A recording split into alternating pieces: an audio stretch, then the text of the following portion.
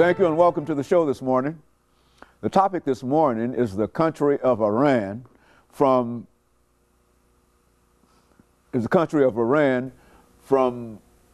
revolution to nuclear ambition.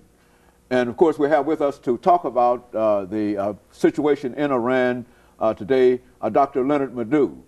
Dr. LMadu is an international lawyer, and he has been with us on a number of occasions talking about issues dealing with the Middle East as well as Africa. And of course, Dr. LMadu, let me welcome you to the show this morning, and let me sort of explain my hesitation in reference to that, because I was almost talking about an earlier show that we did, but this is about Iran, and this is from the revolution to the nuclear ambition of Iran. And let's have you to start us off, Dr. LMadu, by saying something about the country of Iran, exactly where it's located and how it happened to be Iran from where it is now. Yes. First of all, thank you for bringing me back to your program. Always a pleasure to be here.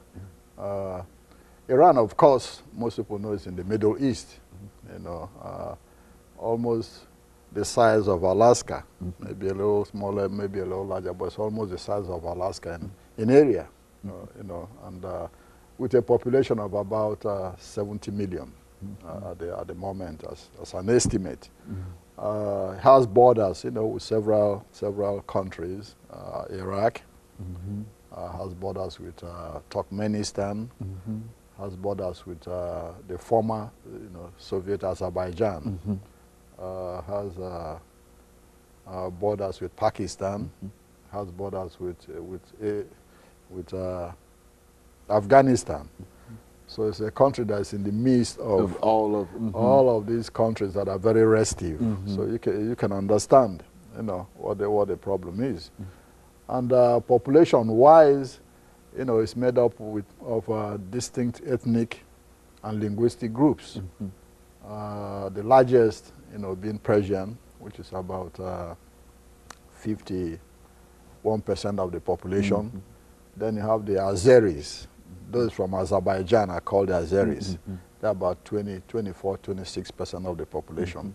Then you have the Kurds, the same Kurds you have in Iraq, the same Kurds you have in Syria. They're about 7%. Then you have the Assyrians, Georgians,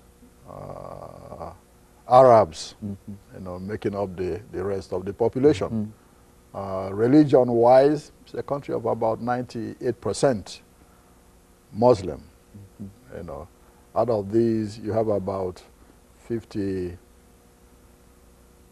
89% Shiite Muslims, then 9% Sunni Muslims, and then you have Christians, Baha'is, Jews, Zoroastrians, and this made up the remaining 2% of the population of the country.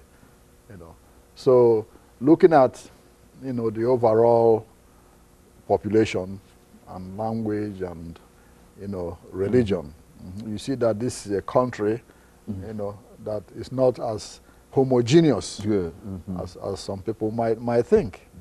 And this has been a source of some problems for the country over a long period of time.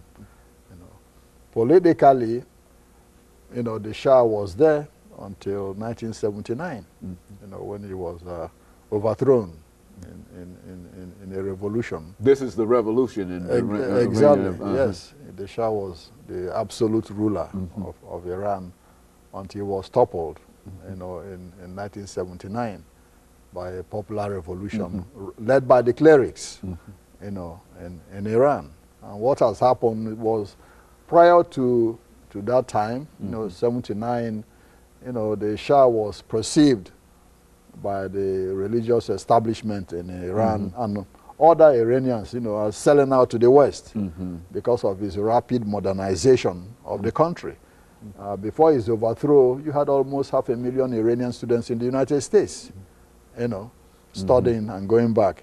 So a whole lot of Iranians felt uncomfortable that the U.S. was quietly taking over control of the country. Of course, we called the Shah the policeman of the Middle East at that time, with the biggest army and, Navy, Air Force, in the entire, Middle East. So here comes the revolution in 79, inspired by, the clerics. By that I mean the Shiite clerics in Dr. Iran. Let me stop for this first commercial break. I want to stop here because we want to pick up at that revolution when we come back. But the information that you're giving us now in reference to the ethnic layout of Iran sort of is made to create, in a real sense, a real problem. And of course, we'll be back with our audience following this very, very short commercial break. Now, when we come back, we can start with the